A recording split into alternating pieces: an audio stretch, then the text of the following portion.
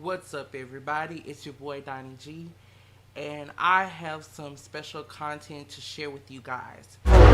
Empowers in this world. I have got to talk about,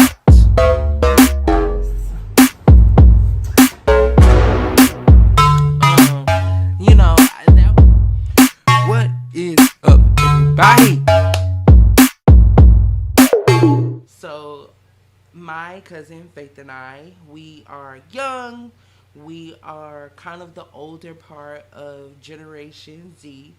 And there's been a lot going on in the media. There's been a lot going on in the world with coronavirus and the tragic death of George Floyd. And we just had a lot to talk about and to share. Take your time, enjoy the conversation, and really dissect and think about some of the things that we talk about. Enjoy this video for part two. So I want to point out an important observation, and that, in my opinion, I think that George Floyd has become a modern day Emmett Till.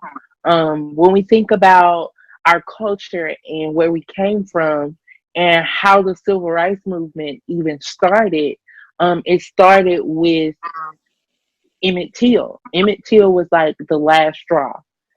And what we've noticed now is like this trend of police brutality, and a lot of our brothers and sisters are losing their lives from corrupt, racist bigotry. These police officers, and I'm gonna say rogue police officers. And now George Floyd is the last straw. It's like this is the last thing that's setting the world on fire. I feel like for our culture, George Floyd is like the hundredth last straw. But I feel like as far as the nation and the world is concerned, now he's looked Hmm. at as the last straw. That's what contributes to a lot of people's anger, is because it's like this stuff been happening. This Right. didn't just start happening in 2020 or 2019. This has been happening for hundreds of years. And the only reason why we are able, like, the only reason why it's being brought to the light so much is because of social media. And because now everybody has a phone.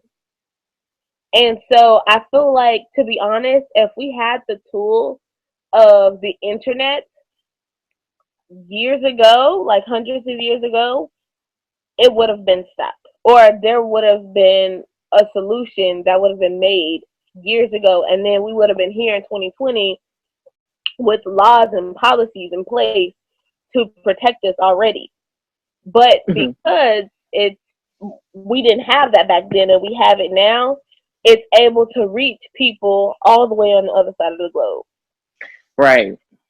So, We're gonna go ahead and get a little deeper in this conversation. We established that you have a son. A lot of mothers going in that direction. There was a post that was posted on Facebook where they were saying how George Floyd cried out for his mother, and every mother in the world heard that cry. What is your concern like for the safety of your son? that it is, it's like the way I feel and the way, and I can speak for any mother of a black son, especially a son.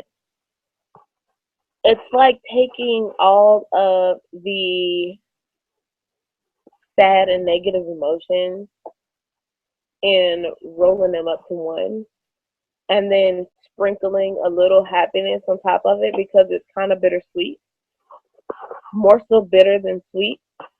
Um, when thinking about that and knowing that this is the world that I brought him into, when I was pregnant with my son, um, it was days where I would just sit there and think about, like, I would be happy and I would just be sitting there thinking about, oh, he's gonna be so cute when he gets older, and he's gonna be so handsome, and all the ladies gonna love him. And he's gonna be just brilliantly talented in everything he does, and just just excited about the man that I'm about to raise. The young boy I'm about to raise to become a man. But in thinking those happy thoughts, they quickly changed because Mhm. I started to think about the conversation I'm going to have with him when he gets older. And I'm not saying older as in teenage older. I'm saying older as in the age of 8. Mhm. Because now you see our police officers attacking our children. It's not just Mhm.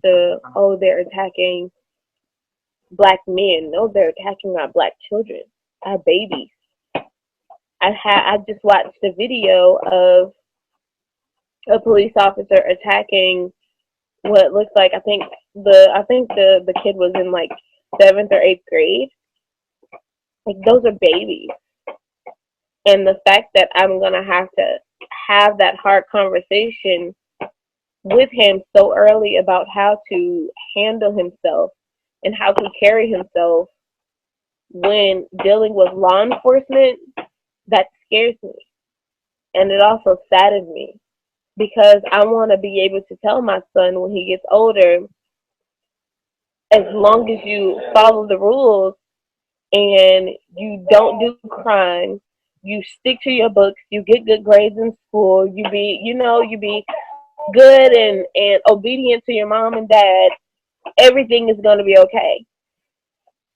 I can't tell him that Mhm. because we see in too many instances where young black boys are dealing with the police, and these black boys could not have any type of criminal record.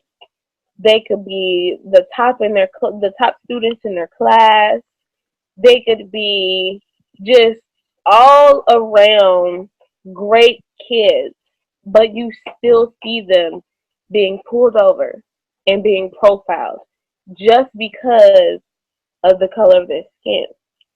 Right. And the fact that I have to explain that to him, it's scary for me because I don't want to have that conversation. And to be honest, if there was any way for me to avoid it, I would. But because I know that reality is not avoidable, I have to have those hard conversations with him. Mhm. And that right there could break any mother's heart. So how do you think that we should, as a culture, approach, like as a young mother, how do you think that we should approach these kinds of conversations with our children, whether or not we have them already or we plan to have them, or or we are in the works, like they're in the oven? How do you think that we should approach that conversation? I would say approach it with knowledge because, believe it or not, as many of us in our generation are activists and just out there protesting and in the forefront and on the front line, there is a greater number of us that don't know our rights. Hmm. Know your rights. Know what you can and cannot say. Know what the police can and cannot do. Know know how to respond when they are doing something out of line and out of the jurisdiction of your right. Hmm. And explain that to your kids, and just that same knowledge that you have, pass it on to them. But first you have to know it yourself. Like, I can actually say that To be honest, before having a son, I didn't care to know my rights. To be honest, before this George Floyd movement, I didn't care to even know my rights. I knew that it was important, but I didn't actively go out and figure out what I can and cannot do, what should and should not happen. But Hmm. now, even with this, it's been such an eye opener, and just knowing that I have to have this conversation with my son, I need to know it myself because I can't pass down the wrong information to him because he's going to end up in a situation to where he has the wrong information, and that might get my son killed or put in jail. If you liked what we talked about in this video, go ahead and hit that thumbs up button. Join the conversation by posting a comment in the comment section. Go ahead and hit that subscribe button so you can join the community as well. Hit that notification bell so you will not miss any of my next videos.